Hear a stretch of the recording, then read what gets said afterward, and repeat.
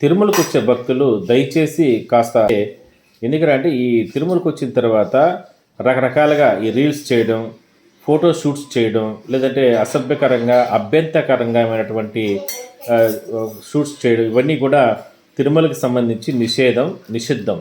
దయచేసి ఎవరు కూడా భక్తుల మనోభావాలు దెబ్బతీసే విధంగా కావచ్చు, మరోవైపు తిరుమలకు సంబంధించి పవిత్రతను దెబ్బతీసే విధంగా ఎవరూ కూడా ఇలాంటి చేయబాకండి. తాజాగా 2 రోజుల క్రితం తమిళనాడుకు చెందినటువంటి ఒక యువకుడు వాళ్ళు మ్యారేజ్ చేసుకోవడం జరిగింది.